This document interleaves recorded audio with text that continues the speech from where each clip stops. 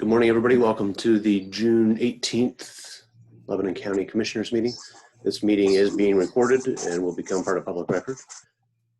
Anybody wishing to comment, please use the raise hand function at the bottom of your screen. And when the chairman allows, we will bring you in for comments. Mr. Chairman, meeting is all yours. Thank you, Robert. Your audio was going in and out for me there, so I'm not sure if there's a way of fixing that. Mine, I'm sorry? Mine was going in and out? Yeah, for me, yeah. It might be at my end, I'm not sure. But anyway, we'll call to order the Board of Commissioners meeting for June 18th and begin as is customary with the observance of a moment of silence.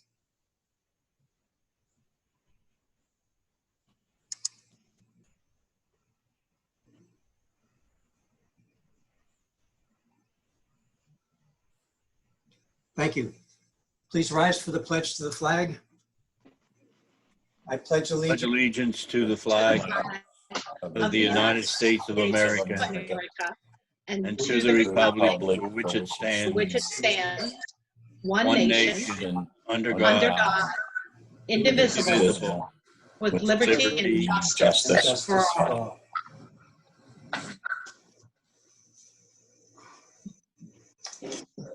All right, we'll entertain public comment. Robert, if there are any hands raised. No hands raised at this time. Oh, wait, we have one. Okay to bring them in? Yep.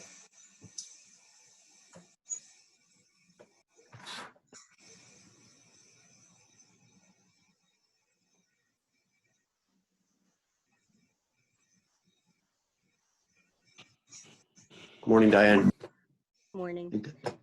I'm a retired professor of nursing, and I just wanted to mention that I am interested in becoming a contact tracer for our county, and I was wondering if there's any movement towards that in our area. Thank you.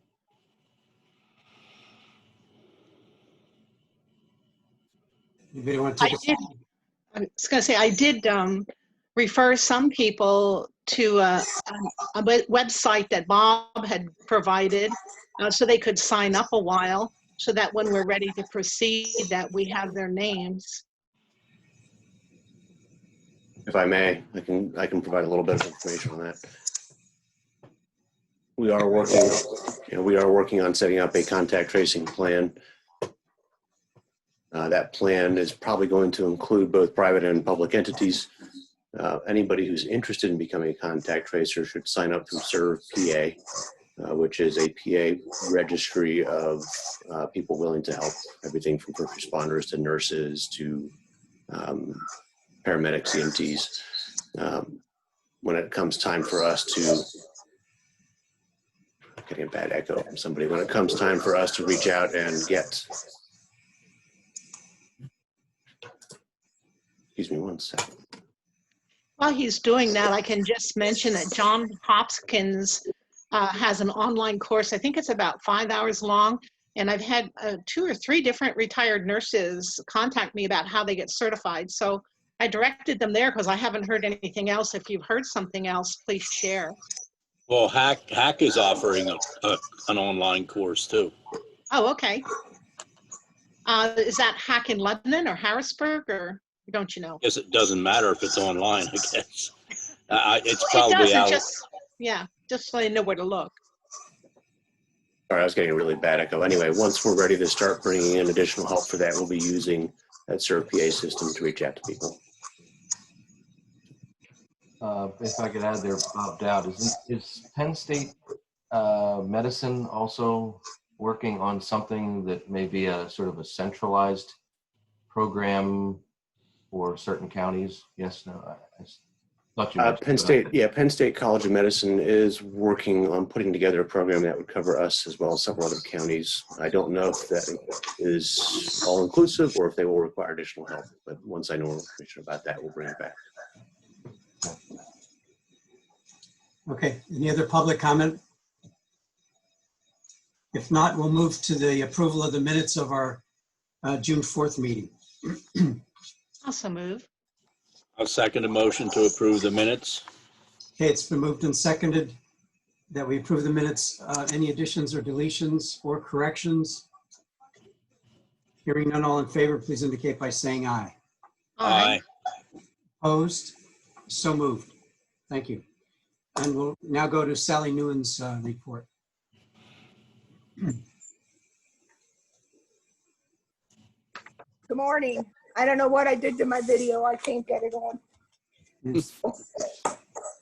Okay, we had receipts for 6/16 and 6/17, $235,647.81. I think I just remembered what I did with my video.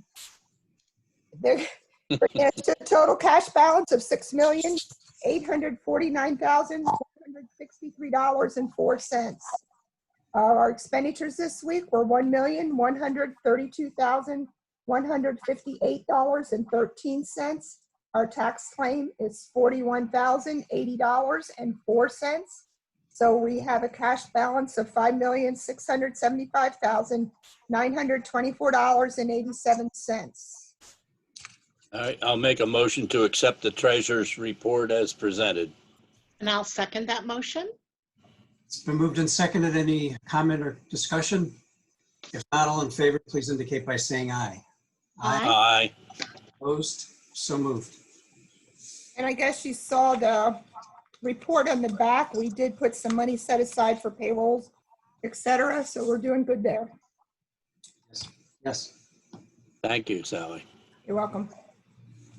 I'm still having audio problems.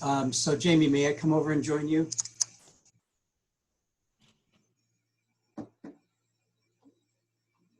Is that a You're yes? on mute, Jamie. I'll make room. Jamie's having audio problems too.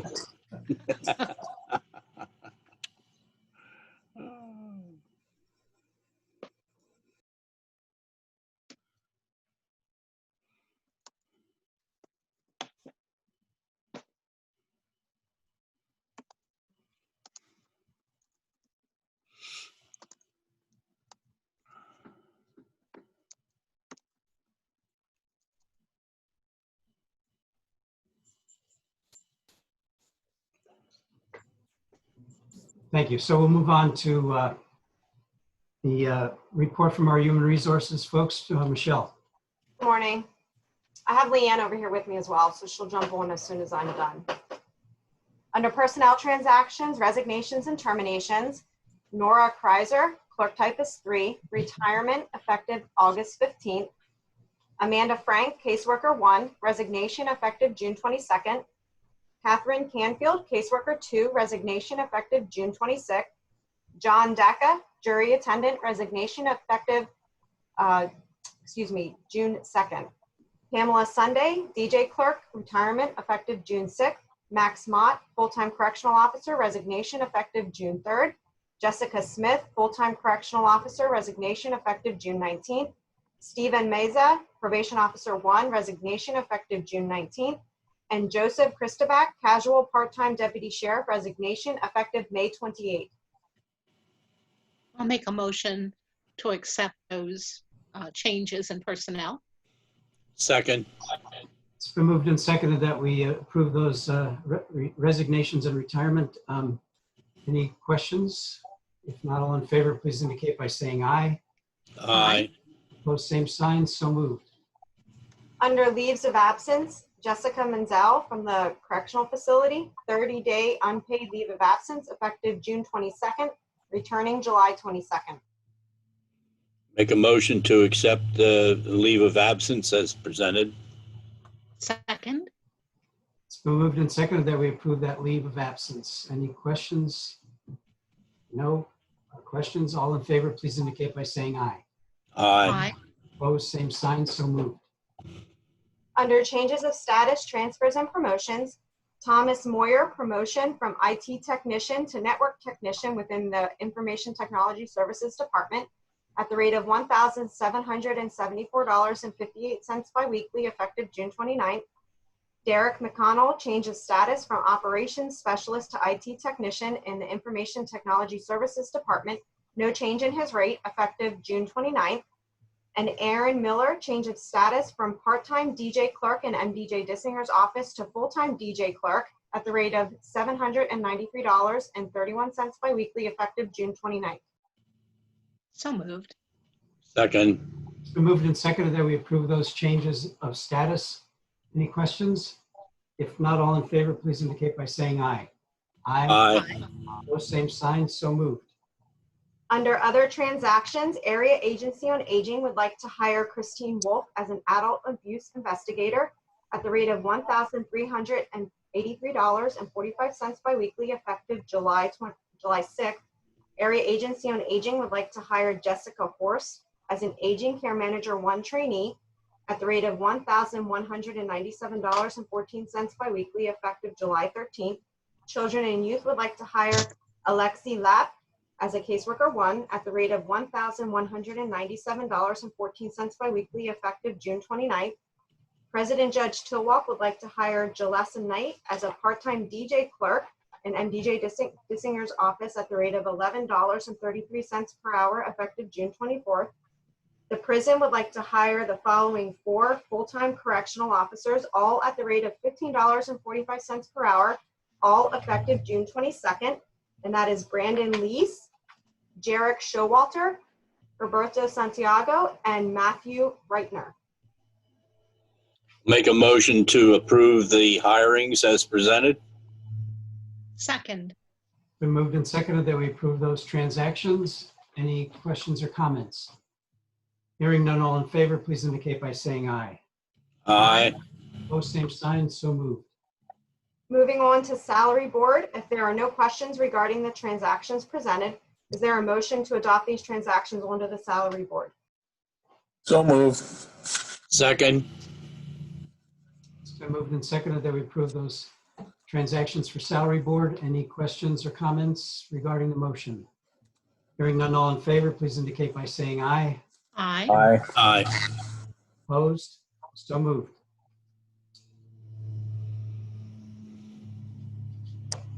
Morning. Good morning. Good morning.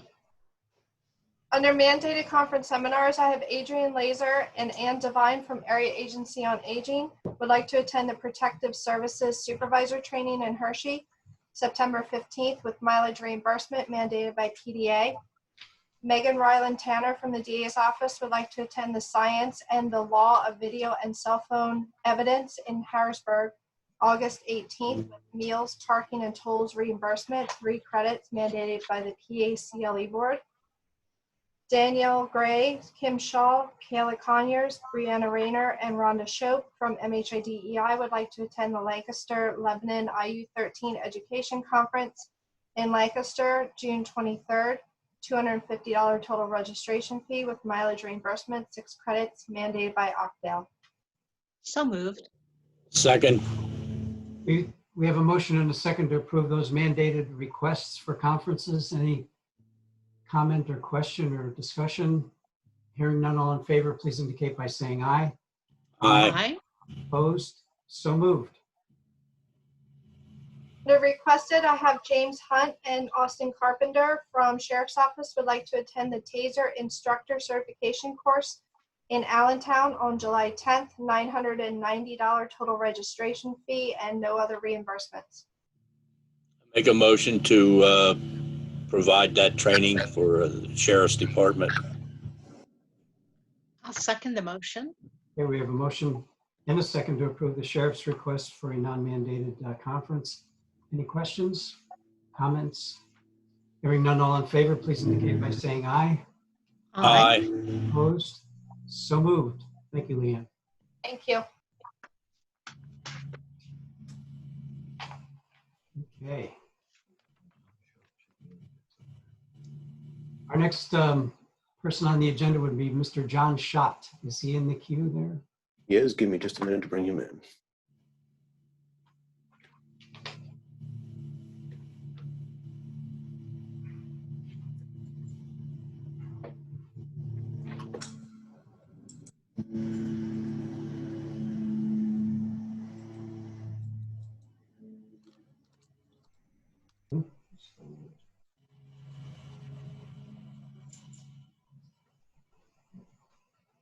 No, still muted. There you go, John. All right, John, you may present. Okay, can everyone hear me? Yes, sir. Okay, good. A Zoom expert I'm not, so I'm learning like everybody else. So thank you. So very thank you, Bob, too, for getting me involved in this. I appreciate your help. So good morning. I've requested time today to seek your authorization to prepare and submit a grant application to the Commission on Crime and Delinquency for coronavirus emergency supplemental relief. And this is an application that must be submitted to PCCD no later than July 6th. Now, under the grant's guidelines, our county is eligible to apply for up to $97,676 over the next 24 months to support law enforcement's efforts to respond to the pandemic. And this would include reimbursing county departments as well as municipal police departments for costs already incurred. And allowable projects include, but are not limited to, overtime for COVID-related activities, equipment, supplies, contracting, training, addressing inmates' medical needs. And the good news with this grant is that it does not require a cash or in-kind match by the county.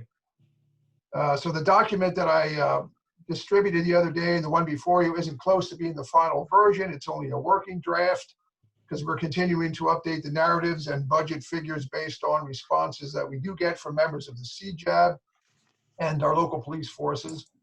The commission has mandated that criminal justice advisory boards across the Commonwealth collaborate to address these needs. And that's exactly what our CJAB has been doing and will continue to do. And we will also be working with Mr. Dowd's office to coordinate the purchases of supplies and personal protective equipment that will be distributed to criminal justice stakeholders in the county. This is also strongly recommended by the commission to cut down on duplication of effort. So I do believe, commissioners, that we will submit a very responsible proposal to the Commission on Crime and Delinquency early next month. And I ask for your approval to continue with this project. John, I just have one question first, please. Yes. Is this in addition to the CARES funding that the county will get? Is this a separate stream? It's part of the CARES funding. So it's part of the $12 million we're going to get? That's my understanding. This particular supplemental package is really $8 million that's being distributed among the counties. Of course, every county is under different funding formula. I'm not really sure how they came up with the $97,000. There had been some surveys that were distributed to CJABs several weeks ago, and I think the responses drove that engine. But yeah, this is an $8 million distribution, which we can, again, budget for the next 24 months. So no more than 24 months. It could be less than that if you go through the expenditures in less time. John, may I just add something there? This is not the part of the 12.8 million that we are receiving. That's another part of the CARES Act that you're referring to. That's my understanding, yes. So, so this is on top of that. That was my question. Right. This All is right.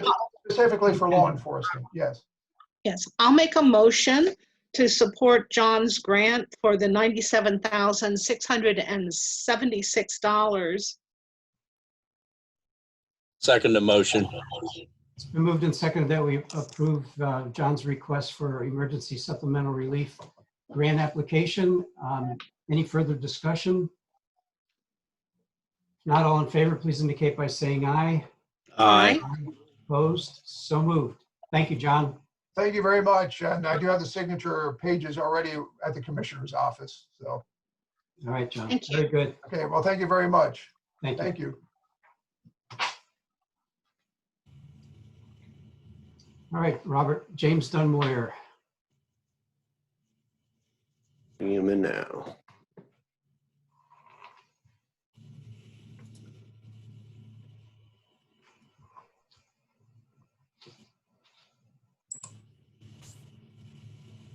There he is. There. Morning, Jim. Good morning. You may proceed with your presentation. Okay.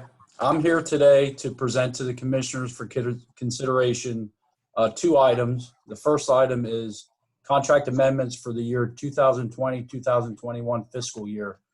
I did provide copies to the commissioners in regards to the contracts for 2020, 2021. I believe it's about 10 or 11 pages of contracts.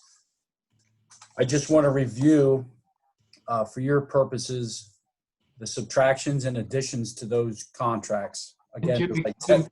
pardon me, Jim, just from awareness of the folks that are calling in or watching, would you mind just introducing yourself and your Oh, department? I'm sorry. My name is James Don Moyer. I'm the Director of Lebanon County Commission on Drug and Alcohol Abuse. All right, now go ahead. Okay. I provided the commissioners with a copy of all the drug and alcohol contracts for 2020, 2021 to be considered for approval. I just want to make the commissioners aware that there were some additions and subtractions from our contracts from last year. The deletions, there were two programs that we no longer contract with, and they are Pyramid Gibsonia Adolescent Program. They closed their program, so we're unable, obviously, to contract with them, as well as Teen Challenge Detox closed their program. So we're no longer able to contract with them as well. Our additions to this big packet of contracts that I provided you, Gadenzia and Cole Township, we added them for detox, short-term rehab, and long-term rehab. And Gadenzia, as well, the Serenity House, we added a female halfway house to our contracts.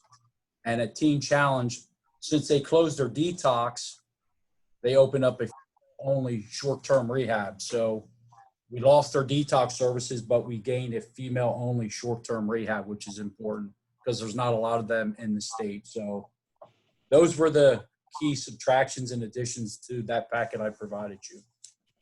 And I'd ask, I'm sorry, Jim. I would just ask that you approve those contracts for 2020, 2021. All right, I'll make a motion that we accept the contracts for 2021 for drug and alcohol as presented. I'll second the motion. It's been moved and seconded that we approve Jim's report. Any comment or question by anyone? Hearing none, all in favor, please indicate by saying aye. Aye. Opposed? So moved. Anything else, Jim? Thank you. Yes, the second item I'm here today to talk about is our 2020-2021 budget. I do want to apologize before I make this presentation. I'm sure you're aware that I did not appear before you last year to present a budget. At the time, we had a lot of turnover in our fiscal department over here, and a budget was unable to be presented to you folks. So I apologize ahead of time for that. I'm going to try to make up for it this year. I did provide you with a memorandum which Sue Douglas prepared for me, and it kind of summarizes the budget, which you will see on page 3 of the handout. As always, previous years, we're not requesting any support for county general funds. I want to take you to page 3 of the budget itself. And you can see in 2019, 2020, last year's budget that I did not present, our total expenditures last year was $1,800,013. This year, it will be 1.994. So our budget, again, this year has increased as it's increased over the last 5 or 6 years consistently. So again, our budget, and if you look at the last page, it gives you a 5-year summary of all the budgets over the years, starting out at 1.1, going to 1.2, 1.3, jumped up to 1.8 last year. Now it's going to 1.9 this year. Again, no county money is going to be asked to balance this budget. The expenditures and the revenues are $1.994, $720. The reason the budget keeps on increasing is because we are able to access not only federal and state monies, but also reinvestment monies. We're able to increase our revenue by that means. So we are adding new programs with all that new revenue, and we're spending every dollar possible that we can for drug and alcohol treatment services. If Jamie has a comment. I just want to point out on that same budget, Jim, the biggest driver of the increase in expenditures is in case management. Yes. But as you said, it's being covered each year as well. So the demand for services and case management services specifically is what's driving these increases of 10%. Well, and I'm glad you brought that up, Jamie, because there was a substantial increase in that line item. And the reason for that is last year, we contract with PCS. They're our provider that provides a case management unit. The first year, they weren't fully staffed and they weren't fully up and running. And I think they were only running for 5 or 6 months last year. So that's why they only expended the $362,000 last year. This year, that number of 581 is based on a full year, and they are fully staffed. So, and that case management fund came as a result of us applying to DDAP for a specialty fund. So again, we were in need of case management. DDAP had a pot of money sitting out there saying, hey, counties can apply for this. We applied for it and we got a substantial amount for case management. So PCS has 7 case managers. They hired.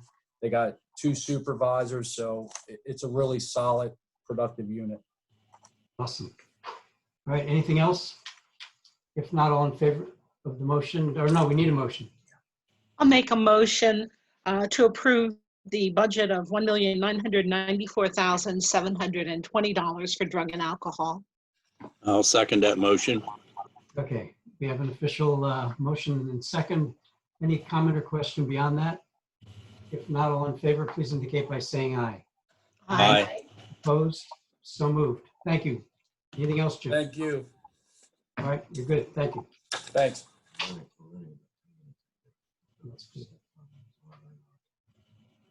We're running a little ahead of time, Bob Dowd. Is Steph Harmon? Can you see if she's? Yes, she's here.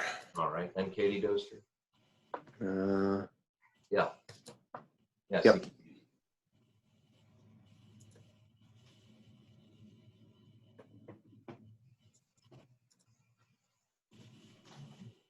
Okay. Ladies, please unmute your, there you go. You're muted. Hey, Stephanie. You're muted. Mute. You have to unmute. There you go. All right. Live and somewhat in person here. There's Katie. Hi, Katie. Morning. Good morning. And if you'd like to proceed with your grant modification, first introduce yourselves for the folks that may be watching or listening. Sure. I'm Steph Harmon. I'm the watershed specialist / Envirothon coordinator at the Conservation District.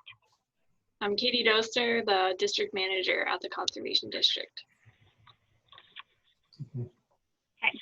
Well, so as everyone knows, due to COVID-19, we had to cancel our Envirothon competition and related events, with the exception of our Envirothon scholarship program. So for the past several years, we have offered a $1,000 scholarship to a graduating senior who, of course, is an active participant in the Envirothon.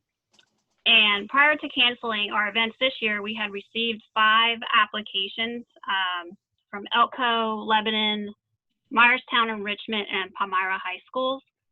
And our Envirothon Scholarship Committee had scored and ranked those applications using a predetermined criteria.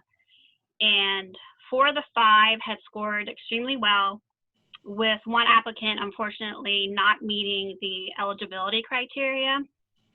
So at this time, we currently have just under $6,000 remaining in our Commissioner's Marcella Shell grant for this year. With your approval, the Conservation District and the Scholarship Committee would like to use those remaining funds towards our scholarship program for this year for those 4 extremely qualified and deserving applicants to use towards their college education. Stephanie, I have some questions. Sure. Let's open it up for discussion. Go ahead, Commissioner. Thank you. I was wondering, traditionally, that Envirothon services hundreds of children. And that's a really big deal. We can still do the $1,000 grant, obviously, for the one scholarship, but why not, because our Marcellus Shale Fund allows it to be carried forward. Why not carry it forward to next year to make the new Envirothon bigger and better, or come up with something that would benefit a whole lot of children versus only 3 additional ones? That was one of our other options that we were looking into. Sorry, please repeat that, Steph. I missed that. That was an additional option that's out there for consideration. Whatever is decided here today, though, we do need approval for an extension, no matter what's decided today. Right. Mr. Chairman? Yes, sir. Go ahead, Commissioner. I have complete confidence in the folks at the Conservation District, and I've obviously watched Steph and Katie work through the years to build and qualify the programs there. And do you come here today feeling strongly that your proposal is the best use of that money? We certainly think that it would be of good use. There's definitely some very, very qualified high school seniors out there who could utilize this money. Like I said, in their applications, they have to submit certain documents. They need letters of recommendation. They need to show a list of community activities that they've been involved with. They need to prove that there is a need for the financial assistance as well. So overall, they just need to qualify that they are upstanding citizens in the community, whether it's through environmental actions and projects or just in general that they've done through school and Boy Scouts and those sorts of things. So they do have to submit information to show that they not only need the money financially, but they are certainly deserving of the financial assistance. And just to make sure that I'm not misunderstanding, typically we give one $1,000 scholarship. We're giving how many and at what amount? This would be 4, and we were looking at breaking it up. If the $6,000 were approved, we were looking at doing a $2,500 grant for the first place or the highest ranking applicant, $1,500 for the second place, and $1,000 for third and fourth. Well, if I may, Mr. Chairman, I certainly don't want to stifle any discussion, but I'm prepared to make a motion to adopt the proposed solution. Well, we can accept the motion and continue discussion. Go ahead. Would you like to second the motion, Joelle? Yeah, I'll second the motion. I really want children to advance, especially in an environmental field. That's a passion of mine. I just know that the intent of the grant was to help hundreds and hundreds of children to come on board and learn about conservation who might not otherwise have that opportunity. And I was hoping for, a more creative way to do that, maybe, with online camps or something of that nature. I just don't know. And then to raise it from 1,000 to 2,500 and then 1,500. There's so many demands on that Marcellus Shale funding. I want to get the maximum out of it. I just don't know. I mean, I can't say I'm against scholarships. I support scholarships, but I also know that a lot of schools, colleges, and things are, they have to have other plans too. I don't know if they're going to get to open. So what happens if they don't open? What happens to the money then? Is it only awarded to the college after the school opens? It's actually awarded to the student, but they need to verify with their first semester's tuition bill that they are actually going to attend the college that they put in their application. So there is verification that the college is up and running. Correct. If that's the main concern, my only thought was maybe because of this being such an unusual year, maybe we could expand it to 4 $1,000 scholarships and carry 2,000 over for next year to supplement. I don't know if that's a compromise that might be acceptable. In any event, we can extend today, and if we need more discussion, Stephanie, or Katie, beyond today, we can do that, but we can at least vote to extend the grant to allow for more time, where we can, whatever the pleasure of the board is, of course. But Joellen, you did second the motion. It's on the table as presented, but. Would you like to amend your motion, Commissioner, to allow for just an extension today so that they can come back with a revised option? Or Well, actually, I would rather not do that. I would rather amend my motion per what Chairman Phillips suggested, if that would be acceptable. sure, I just didn't know if they needed time to put everything together. Well, they can certainly comment if they're comfortable with that solution. The for $1,000 and the carry 2,000, yeah, that's still fantastic. It's still for students that we're providing assistance to. Okay. I think that's great. That way, if the Marcellus Shale funds dry up, we aren't totally out of the picture for next year to educate a bunch of students. All right, we have a motion and a second to provide 4 $1,000 scholarships this year and carry 2,000 of our $6,000 grant over for next year's Envirothon, which will go without any hitches next year. Let's hope so. So with that in mind, any further comment? If not, all in favor, please indicate by saying aye. Aye. Opposed? So moved. All right, that's the deal. Okay, thank you very much. Thank you. Thank you, ladies. Thanks, ladies. Keep up the good work. Jamie has a couple things. I just want to do, while we have Conservation District here, I'll do this from stage left. We need to appoint some district director replacements on the board. Katie's very familiar. This has been lingering, and the state is really asking to get us to move on this. We typically, the process is that we have a number of nominating organizations in the county that we solicit for nominations for the vacancies that exist on or reappointments that exist on the Conservation District board in the form of the farmer directors and the public directors. It varies on how many nominations we get back when we solicit. In this case, we only have 2. The Lebanon County Agricultural Land Preservation Board and the Lebanon County Farm Bureau have both submitted nominations. We have for farmer director Donald Crawl in both cases, in both nominations.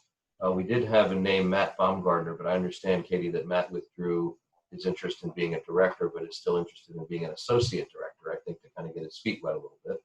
Yes, that is correct. And then public director, we have the name Jennifer Albright to be considered for appointment. So those are the nominations. Typically, you can do as you please, but typically the direction that these nominations go are sort of the democratic process and the way you've done it in the past. So. Okay. Thank you. Is there a motion to accept those nominees? Yes, I'll make a motion to accept. I think it's Jennifer Albright and Donald Crawl. Correct. And I'm proud to second that motion. I know both those folks. Jennifer serves as an associate director now, so I think they'll be excellent choices. And must we include Matt as associate, or? No, the board just sort of brings them on as almost like an apprenticeship. Okay. Yeah. Okay. Very good. Well, we have 2 nominees before us. It's been moved and seconded. Any further discussion? If not, all in favor, please indicate by saying aye. Aye. Opposed? So moved. Thank you, Katie. Thank you, commissioners. You're welcome. All right.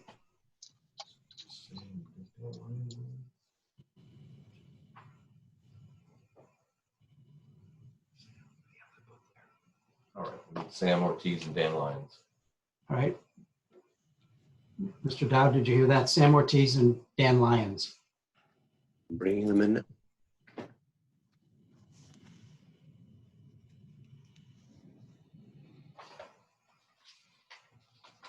Okay.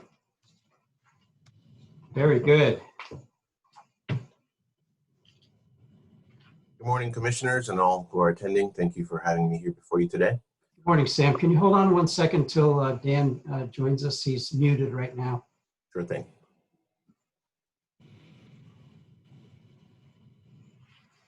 You know, he's not up on the technology like we are, you know. He does not have video, but Oh, that was embarrassing too. No, he's still muted. So, I can present the majority of it. all right, Sam, go ahead. So thank you for your Introduce time. yourself first, yeah. Yes, of course. My name is Samuel Ortiz. I'm the administrator at Lebanon County Community Action Partnership. Today, we're going to be discussing the Pennsylvania Housing and Finance Agency CARES Rent Relief Program. As of Monday, June 15th, we were made aware, we being Lebanon County Community Action Partnership and the Redevelopment Authority of Lebanon County, about this potential program that we could participate in. So we collaborated to apply for the PHFA CARES Rent Relief Program. Due date today. For this program, which is a dispersal of $175 million to all 67 PA counties of rent relief and mortgage relief, 150 of which is rent relief. We were required to submit a resolution and a narrative. Mr. Lyons submitted a draft resolution to be reviewed by the commissioners, and I have written up a draft narrative. Basically, the Redevelopment Authority of Lebanon County has been designated as the point of contact with PHFA to administer the funds, and Lebanon County Community Action Partnership would be collaborating with Redevelopment Authority to process applications. Currently, we have 2 employees from another program that would be taking over this role. They would need to be trained, and we haven't really specified the breakdown of labor, but that is something that we'll be doing shortly. So what the resolution provides, what the program provides is up to 6 months of rental assistance for a lessee of $750, depending on whether or not they lost 30% of income after March 1st or became unemployed. This is some information that we'll have to validate during the application process and then sent to PHFA. So we have written the documents and they are to be submitted today. One of the issues with the program, originally it was stated that there were going to be no administrative fees included in the funds, but we got information that there would be 5% included for administrative. Because the employees that we will be using are hired under another funding source, we would need to cover their hours worked as well as any additional administrative fees such as requirements for audit, etc., through some other funding source. Because we do not have all of those details yet, the only thing that's going to be presented today basically are the draft resolutions and the draft narratives to be submitted to PHFA for approval. Today would be the deadline for that. One of the things that they asked about was the expected amount of households that would be impacted or to benefit from these funds. In the resolution, we did a comparison between the unemployment rates in 2019 and the number of individuals that we served through Community Action Partnership for the Rental Assistance Program. In 2019, the average unemployment rate in Lebanon County was around 4%. At that time, we served 539 households and individuals throughout the entire year. As of April 2020, the unemployment rate in Lebanon County is 14.2%, according to information from the Department of Labor and Industry. So we expect there to be a great increase in requests for assistance. I had done some simple math to create a projection of 1,967 households, but that did not take into account other funding sources that provide rental assistance. So to be realistic, I would like to reduce the expected number of households to somewhere around 500. It's a little bit difficult to make an exact calculation because of the short time period and the number of factors that are involved. But we do believe that this is going to be something beneficial to Lebanon County. The process for application is going to follow the same that we normally provide for rental assistance, where we will take in information and application, send it through our caseworkers, and then submit a voucher for payment to the landlord or property owner, which will then be processed through the treasurer's office. Typically, payment will arrive within 3 weeks. Now, application for this program will be available to individuals seeking assistance starting June 29th, and the deadline will be September 30th. That is all I have for the moment.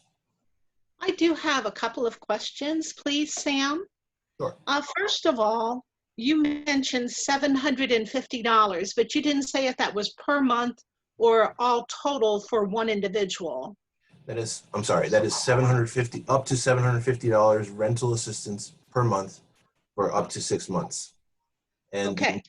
There's also a mortgage aspect to it, and that is up to $1,000 of mortgage assistance per month, up to 6 months. Wonderful. And then my second question is the total amount of the grant that you're asking for today. I know you have some variables, but I don't see a total amount. So these are funds that are being delivered by the Pennsylvania Housing and Finance Agency. We do not have an amount that was not specified. Basically, the only number that I have is the 175 million for all 67 counties. So okay, so it's an unknown amount, and we're just trusting them to give us whatever. So now, again, my question goes back to I asked this before. Is this on top of the 12.8 million the county will be getting? Yes. Yes, it is a separate fund.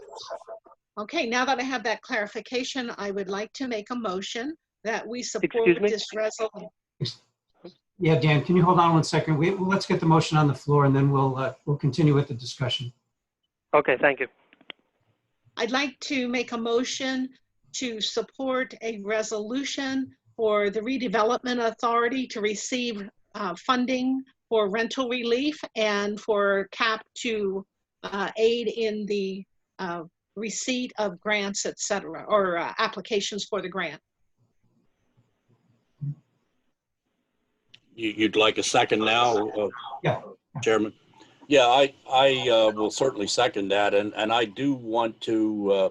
I can do it at a later time, but I certainly want to commend Sam and Betsy and Dan for when I made them aware of this program. They got right on it and had a very short, which seems to be the mantra at the state, very short time to work this through. So I certainly want to thank them for their efforts in carrying out this program. Okay, we have a motion and a second, Dan and Sam. Dan, did you want to have a few moments for comment? Yes, thank you, Commissioner Phillips. And I apologize, I had some technical difficulties with my audio. I wasn't able to get connected on time, so sorry for that. And thank you, Sam, for your presentation. To Commissioner Litz's question about the amount, I was actually made aware this morning that PHFA intends to allocate to Lebanon County approximately $484,000 for this rental relief program, and that will be dispersed to the county, assuming the application is approved in early July, and then the county will expend those funds in accordance with the demand for the program, and there is a possibility that PHFA would provide additional funding if there is more demand as the program progresses. I'm sure that the landlords out there are very grateful for this. That will help them to pay their bills, and also the people who are in rental housing, that they will be less stressed out as to how they're going to pay their landlord. So this is really welcome news. Any other discussion?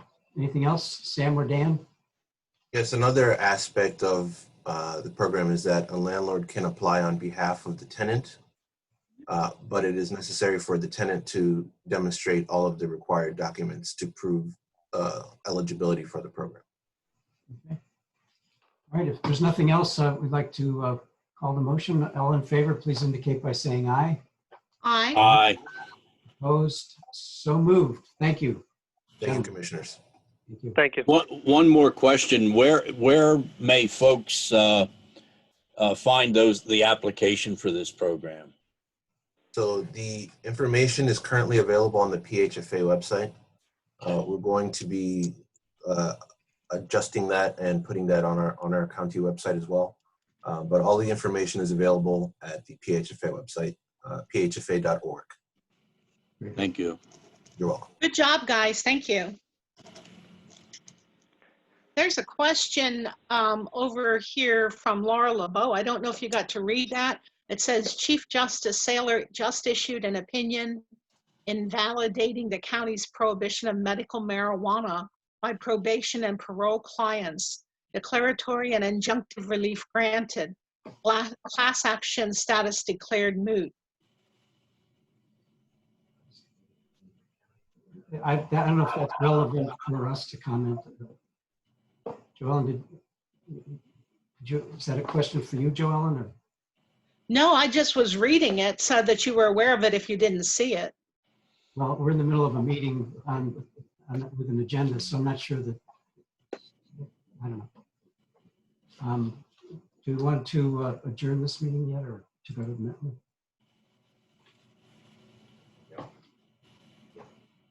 Recess. You have a raised hand, Mr. Chairman. Okay, go ahead.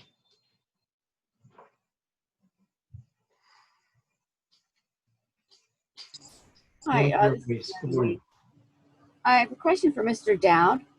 He mentioned a website, I believe, that would be available for people interested in contact tracing, and I did not catch that website. It's Serve PA. SERV PA. Okay. All right, thank Actually, you. it's S, sorry, I'll really correct that. SERV.pa.gov. Okay. Thank you. And then I guess Diane, whoever, I don't know the last name, says, I'm wondering if any of the grants being discussed are contingent upon a continuing state of emergency in the state. I don't know that answer. Does anybody? Oh, they left. Oh. Well, these grants, the time limits are already established, whether the state of emergency, green, yellow, any of that changes, they will still be available during that time period. Okay. Hopefully that answers Diane's question. We'll go into recess right now for a few minutes while our Controller Metley steps up to the microphone. Our retirement board issues. Okay, Bob Metley, County Controller, Secretary, Retirement Board. I had sent out some recommendations from Korn Ferry to put the retirement fund in a more, I guess, better position going forward in light of some of the events that are going on now. Primarily, they were recommending we go to a new revised life expectancy.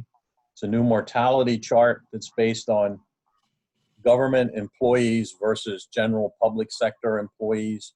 And I think it's more geared and will be consistent with what we're seeing in the county now, people living longer and working longer. They also recommended we change the method of deductions for the assumption to what GASB has, which is more at a weighted rate rather than actual physical dollars. And they also recommended that we look at reducing the return assumption to 7.25% or possibly even 7%. As you can see on the sheet, what the effect of all of them would be if we drop the return assumption, we do everything and drop the return assumption to 7.25%, we'd be roughly at what our we budgeted for the annual determined contribution for this year, and our funded ratio would drop to 81.6%. If we drop to 7%, which is more in line with what it looks like the projections are for all the all the financial people, it would cost us 3.6 million, which would be an additional roughly 370,000, part of which would come back from the agencies and drop our funding to 79.8%. If we drop to 7 now, it'll probably keep us from having to look at it again in another year or two and be more costly. But is this some funding we could recoup from the CARES funding because it was related to COVID? I have no idea. No, I don't. This is Jamie. I don't think so. No, I don't think so. These are GASB changes, accounting required changes that have come about, and by making the changes, as you may have noticed on the summary that Bob provided, some of the changes require more funding and some are savings, and it all balances out to being able to do to reduce the expected return to 7.25 at essentially a level funding, not making a change to it. You have been for forever, I guess, at a 7.5% expected return of the fund, which right now is fine because your 10-year actual return has been a little over 8%. We've seen obviously 10 years of really above normal stock market returns. Overall, the average is about 7.25 across pension funds nationwide. That is, the industry average is about 7.25. In speaking with Jay Wanger of Susquehanna Group Advisors, and he's mentioned this conversation, or he's had this conversation with you many times, and his recommendation is to get it down to a lower number, at 7% or below. Obviously, that has a fiscal impact. So in this case, the 7.25% expected return would be neutral, budget neutral. A 7% return would be an extra between $300,000 and $400,000 in the annual required contribution. We're budgeted right now for the $3.2 million, which is a combination of $2.5 million from this year's revenues so far and a carryover of $600,000 that we had from last year's ARC that was lower than expected. So it's really a fiscal decision for you on whether or not you want to reach a little deeper and pick up more of an ARC in exchange for having a lower expected return, which is in the long run probably more realistic. But it's entirely up to the board members, obviously. Okay. Comments, commissioners, or anyone? My feeling is, if there are none, that I'd like to consider going to the 7.25. I don't really, because of a lot of projects and a lot of other ripples from going to 7. I'd rather take the first step and go to 7.25. Keep the ARC neutral for this budget year, and then maybe revisit it in a year or two. But that's my feeling based on the kind of number of projects and the maybe ripple to our bond rate through our Standard & Poor's rating. All those things are interconnected. So I'd rather not rock the boat too much, with all the things that we have on the stove. I agree with your end result, but adding in a little bit different logic in that until we're sure that the stock market is stabilized, it might be more prudent to go with 7.25 now and then adjust next year for any difference. Commissioner Ames, any? No, I'm comfortable with 7.25 now, and you need a motion to that effect. And can we include the other two items that Bob's proposing? Yeah, I think we can do it as we can lump it all together as to take it as the recommendation for the, if you want me to, I can do it. Okay. I'll move that we adopt the revised life expectancy recommendation with the new mortality rate, the revised method to account for the member deductions, and lower the investment return assumption to 7.25.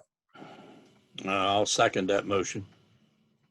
Sally, I didn't want to, have you out of the discussion. Do you have any, comment since before we vote? Do you have any thing you'd like to express? You're muted. Muted. Unmute. There you go. Yeah. No, that would be fine with me also to go to the 7.25 and make the other changes. Okay. All right. Anything else on this particular motion? If not, all in favor, please indicate by saying aye. Aye. Opposed? So ordered. Thank you. And Bob, did you have one other issue you wanted to bring forward?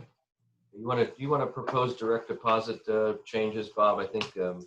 Yes, I would. If they're not prepared, well, actually, that's not retirement board. We'd have to go back to the. Yes, back to rare commissioners meeting. Okay, we will unrecess and reconvene our regular meeting, and we will start with Bob's thoughts about direct deposit. Did we have to make a motion to adjourn the prison board meeting?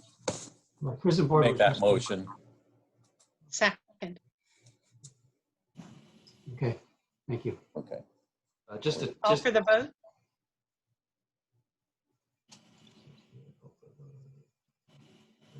All in favor of reconvening, please say aye. Aye. Aye.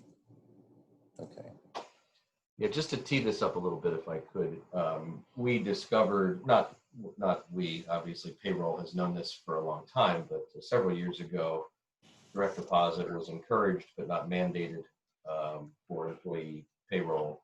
And during COVID over the last couple of months, when there were times that the building was closed, but employee paychecks were being distributed, we had to figure out a way for those who were still getting a paper check to receive that. And that caused some coordination with the sheriff's office to be at the back doors or to mail them out and so on. And discussing this between HR, myself, controller's office, payroll, et cetera, it just seems that mandating direct deposit is the reasonable thing to do at this point. And I think the controller's office is in agreement with that. I'll let Bob go from there. It is an extra effort that they must take on, and there's sometimes some hiccups with the distribution of those. If people often want to get their checks a day early, and then they take them to the bank, and the bank won't negotiate the check because it's dated a day ahead, and those sorts of things we run into often. So, Mr. Metley, if you want to go from there. Yeah, what had happened, one of the things that we had to do during the COVID with the people that had still got checks was we had to take them to the back door, and where the deputy sheriffs, when employees would come in, they'd show their identification to get their checks. We just added one more level of activity for them to have to deal with and be responsible for. And I think at this point, we're down to about 80 employees that are still on checks. I think it would just be prudent for us to, looking at the first pay in August, to become mandatory direct deposit. If at that point in time, the only paper checks that would be issued would be new employees, because it's pre-date, we have to send one payment in to get the account information verified before it goes direct deposit.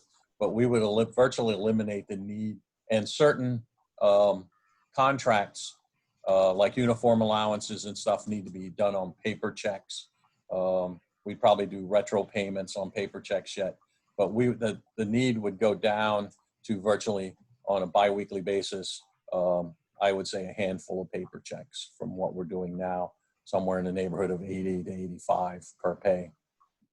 And it would just be easier for just the same reasons Jamie said. We have people get their checks the day ahead of time. They try to take them to the bank, even though you tell them not, they still do it. This way here, it would prevent that. And if there'd ever be a situation like say a snow or something where people couldn't get here, they would be able to get their checks, would be in their account. We've had issues where people didn't show up. We mailed them. They didn't get them because we can't control the mail. They may have not got them for 2 or 3 extra days. This would just eliminate all that.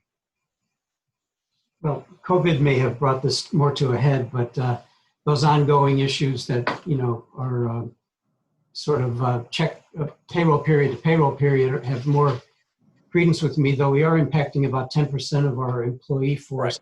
Right. Don't know what pushback there'd be on that. If I don't know if other counties are 100%, or do you have any data on that, Bob? In talking to other counties, most counties are direct deposit. We're one of the few that still issue a majority of checks. Question. Go ahead, Commissioner. I was just going to ask, how will these 80 people get the word that they have to submit their bank accounts and things? Will you mail them, or? We actually have the list of the people that get the checks yet. I will, if this is approved today, I will send them a letter notifying that, along with a direct deposit form for them to get back to us. And when do you propose that this would take effect? What kind of time do they have to respond? We're looking at the first pay in August, which would give them the whole month of July to get their information back to us. That sounds fair. Commissioner Ames? Yes, I think this is great.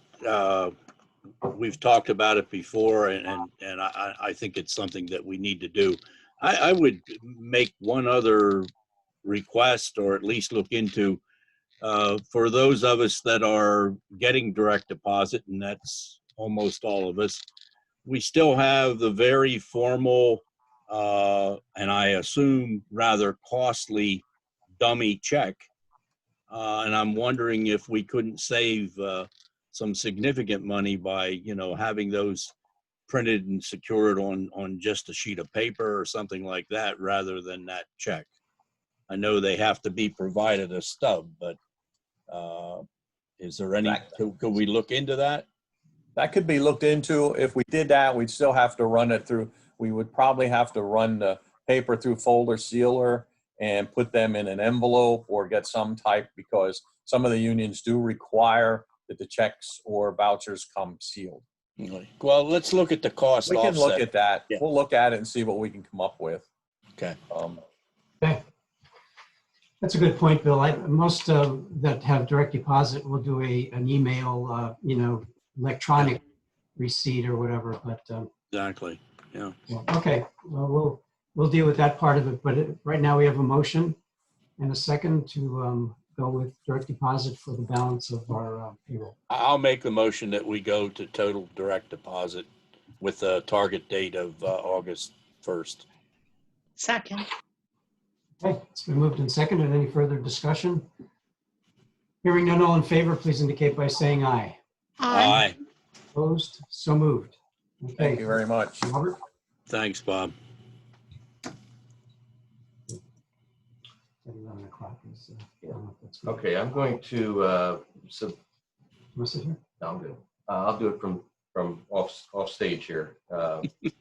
Keeping distance. So the first thing I have for you was mentioned now a couple of times during the meeting, is the county's application for CARES Act funding. And this was actually submitted electronically yesterday, as the deadline was close of business yesterday. And as commissioners are well aware, we literally had about 3 business days to get this prepared. We were only notified last Thursday that the application was going to be due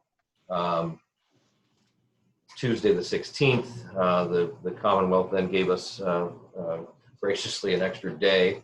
So it was due at the end of the day yesterday. So I worked very closely with some others that I'll mention here in a moment to get this ready to go. The county, the state received $4 billion, as many may be aware, in CARES money from the federal act. Counties with a population of over 500,000 received their money directly.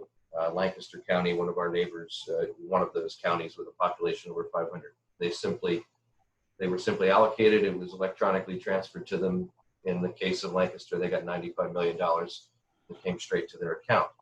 The other 60 counties, there's 7 of those over 500,000. The other 60 counties needed to provide an application to the state Department of Community and Economic Development, DCED. That process was established to use their single application for assistance, which is a pretty basic application that requires a number of narratives. The county, Lebanon County's share of this, or allocation of CARES, is $12.8 million. To be exact, it's $12,805,164. And that is to be used for various activities such as reimbursements to the county for any expenses or planning and future mitigation related to COVID. The same for municipalities and school districts to be reimbursed for any costs they may have incurred relating to COVID. It is also intended to provide a grant to the Economic Development Corporation locally to assist large businesses with any COVID response, any sort of future planning. And the same with small businesses. Employers of under 100 are eligible for grants so long as they haven't benefited from some other federal program like PPE or Small Business Administration grants. It is also to be used for nonprofit grants, so any 501c3 nonprofit or a 501c19, which is a veterans organization, are eligible to receive a grant for anything. It could be lost revenue because of COVID in those nonprofits, a number of things. We're to provide allocation, if needed, for additional behavioral health or substance abuse services that might be needed as a result of COVID. So those are the categories. We have not been required at this point to break down the amounts in those categories. Initially, we thought we would be required to do that in a matter of a few days, which was causing a whole lot of upheaval to figure out how we were going to do that. Turns out the application was a little simpler than that. We're simply at this point asking for the allocation. We're explaining how we're going to go about, what we're going to address, how we're going to go about it, and in what timeline are we going to do that. I have worked closely through this with Bob Dowd, Director of Emergency Services here at the county, also with Holly Leahy and Jim Donmoyer, who are mental health and drug and alcohol respectively, to look at the costs that may be incurred there. And very closely with Susan Everly of the Economic Development Corporation, Brooke Smith of the United Way, and Karen Groh of the Lebanon Valley Chamber of Commerce.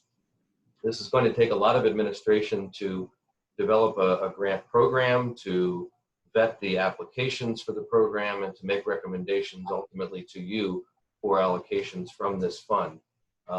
In my view, I think it makes a lot of sense to have the United Way come up with guidelines that they propose to you, come up with a review board who can receive and review applications and ultimately then make a recommendation to you on the grants.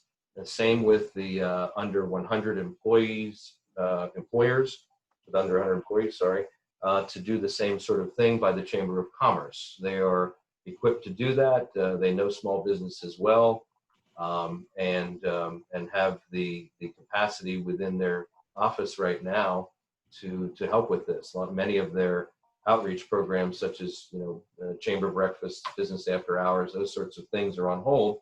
So they have the capacity to do that. And the EDC is connected with the larger employers and can utilize some of this funding to assist them with planning or with PPE or with even promotion of economic development opportunities in Lebanon County that have been missed because of the 3 months essentially that we've been down from COVID. So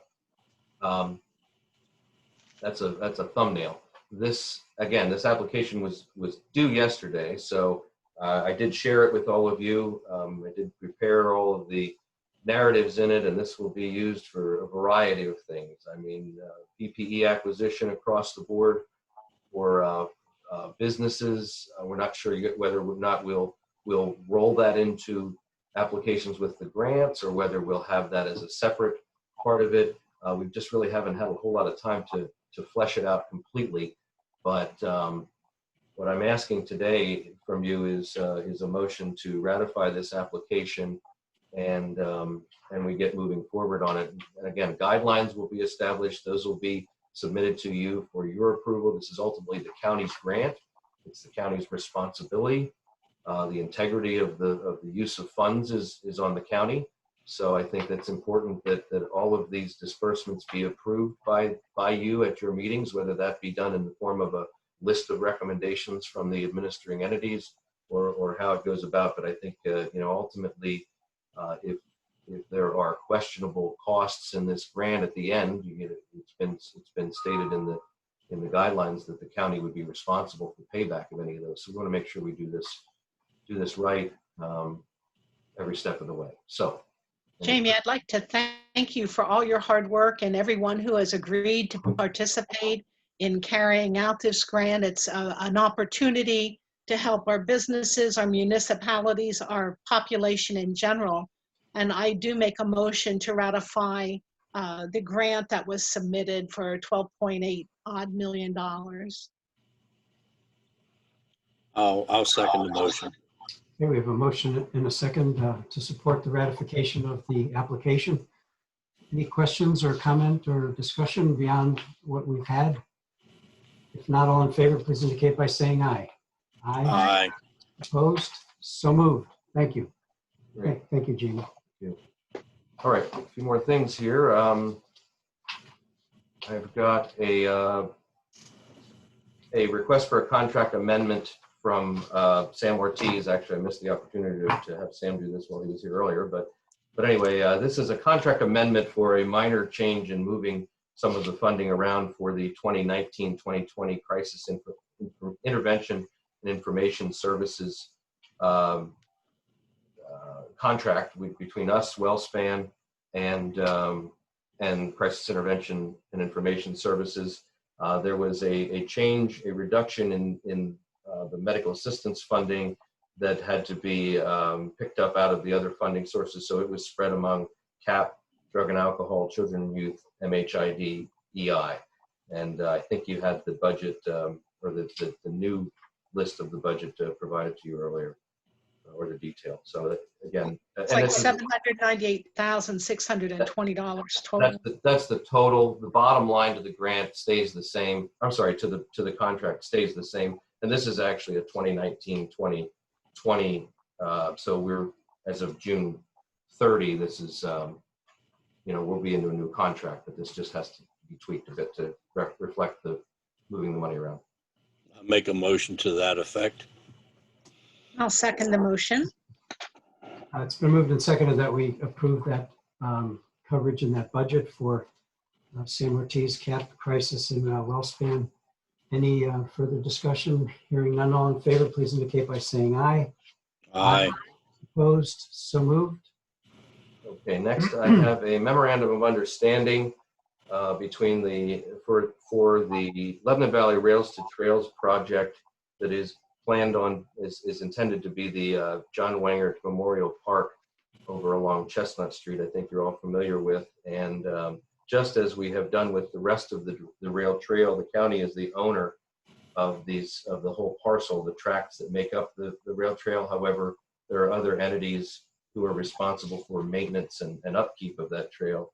And this memorandum of understanding spells out those responsibilities for the Wangert Memorial Park once it is developed. And essentially the county would remain the owner, obviously. The city would be responsible for year-round trash pickup from 3 cans, hauling away debris from an April Park cleanup, and bi-weekly mowing of the promenade area. The Lebanon Valley Rail Trail Group would be responsible for cutting back herbaceous and meadow plants, mowing along the rail trail, and any repairs or maintenance to tables, receptacles, fitness stations, etc. And the Lebanon Valley Conservancy would be responsible for the annual April Park cleanup, planting of trees and other plants, and any maintenance to tables, receptacles, etc. So we need your approval to establish that memorandum of understanding and we will provide that to DCNR so they know how that's going to work. I'll make a motion to adopt the memorandum of understanding with the City of Lebanon, Lebanon Valley Rails to Trails, and Lebanon Valley Conservancy. Second the motion. Okay, we have a motion and a second to approve an MOU regarding LVRT and the Wingert Park.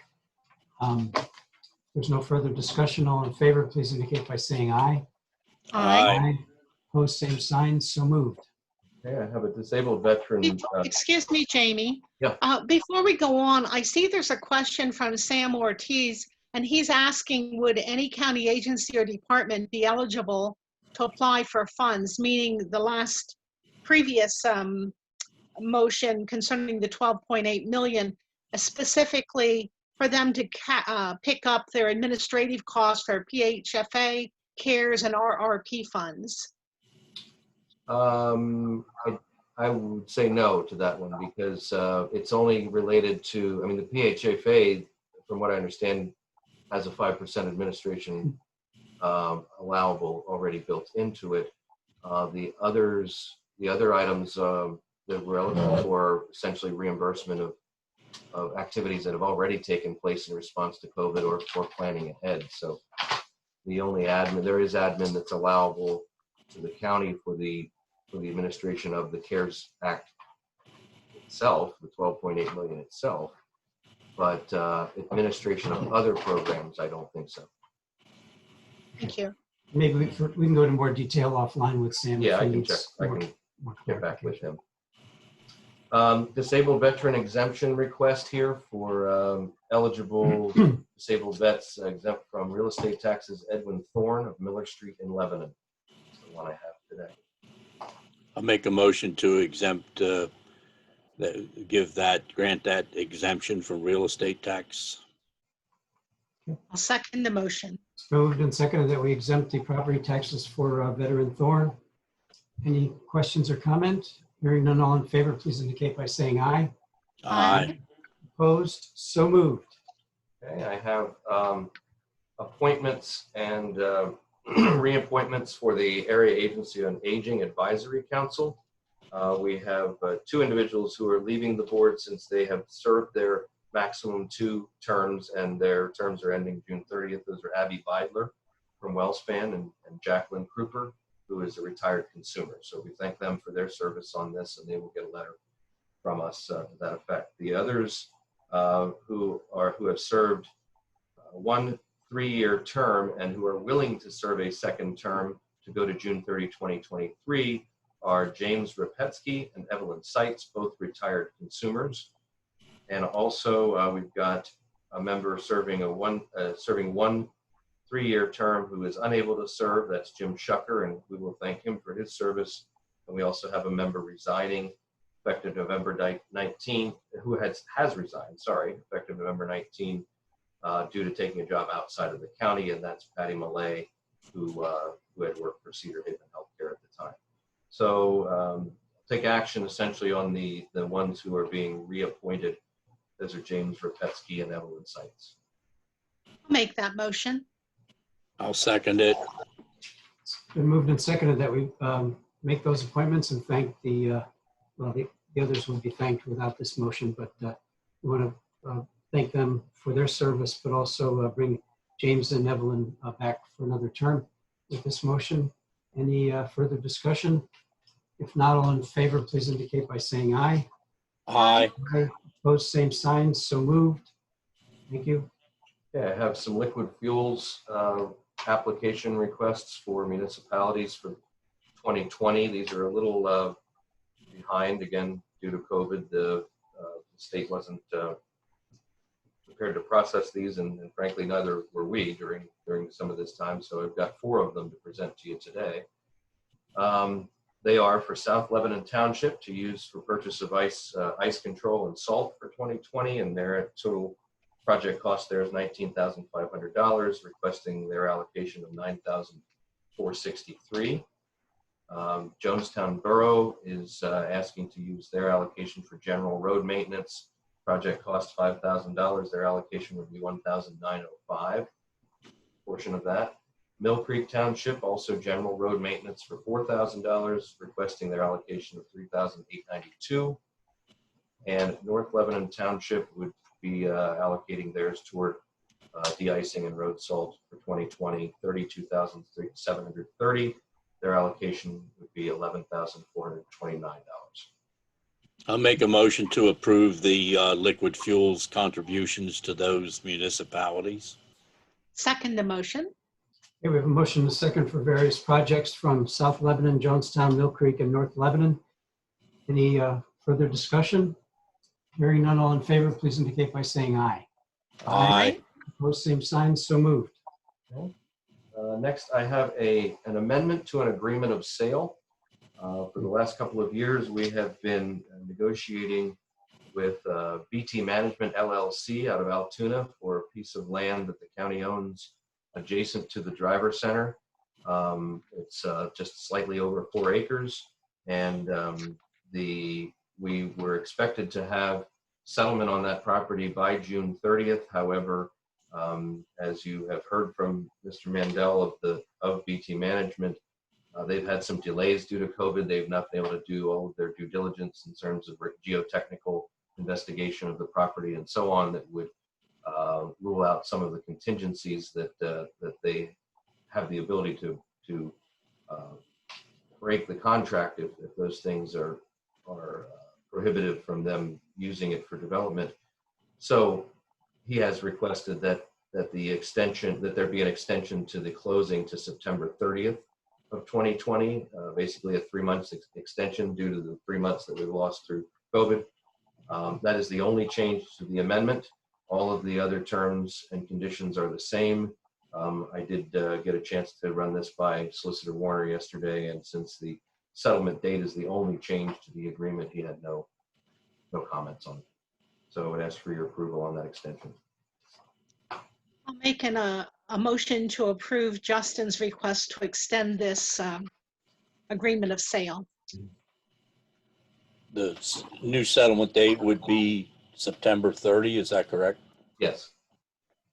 All right. Would you include that in your motion, Commissioner? Yes, to end no later than September the 30th. Thank you. And I'll second that motion. Okay, it's been moved and seconded that we extend our journey with Justin till 9:30. And is there any further discussion or clarification? Hearing none, all in favor, please indicate by saying aye. Aye. Aye. Opposed, same sign, so moved. Okay, 2 more quick items here. I've got a request to approve an authorization for Danielle Hogue in IT to, on the county's behalf, sign the Dell Financial Services agreement for the annual lease of PCs that we have. Of course, this is budgeted, and they're just getting ready to deploy the new round of PCs that are due for 2020, and just need an authorization from you for her to execute those. I'll make a motion to authorize Danielle Hogue to sign that purchase agreement with Dell. I'll second the motion. Okay, it's been moved and seconded that we enter or continue that agreement. Any comment or question? If not, all in favor, please indicate by saying aye. Aye. Opposed, same sign, so moved. Last item I have is a proclamation in recognition of World War II veteran James Fabiacci of Myerstown. James's niece has asked that you do a short proclamation acknowledging his service in World War II. He's going to turn 96 coming up in, let's see, it's like he's, May 22nd. Sorry. Oh, yeah, May 22nd. Sorry, was his birthday. I guess we got delayed because of COVID on this one as well. But if you would approve that proclamation, we'll get that on to his niece. I'll make that motion. And he's also a Purple Heart recipient, having been wounded in action. I served in the U.S. Marine Corps, so it's with pleasure that I make this motion. Likewise, I'm pleased to second the motion. Well, this is an honor to acknowledge one of our members of the greatest generation, arguably in the history of our country. So we will vote right now, and all in favor of the proclamation, please indicate by saying aye. Aye. Aye. Opposed? So moved. Adopted. Thank you. Any questions, Robert? Anything from the floor before we adjourn or entertain a motion to adjourn? We do have one more question. Do you know if the rock salt or whatever they use to de-ice is purchased from PennDOT or through a joint contract for all of our municipalities? Does anybody know that? I think they all participate in the state contract purchase. In the state contract? Because there's someone asking here about radioactive waste and hydraulic fracturing, if that's included in it. I'm hoping that if it's a state contract, it would be a green contract. I've never heard of that being included. I think they're getting pure rock salt. Okay. Wow, that could be dangerous. Okay, anything else? Seek a motion to adjourn. So moved. Second. So we stand adjourned. Thank you all for participating, and What time is the MPO meetings at 11:30? 11:30. Yes, Thank you. you betcha. Is that something we're going to get a link for, or are we to come into the courthouse? No, we have a link, I think. Yeah, you should have received a link some time ago. Okay, I'll have to look for it then. Thank you. Find out when it was sent. Thank you, Robert. We'll work on my audio. Thank you, Jamie.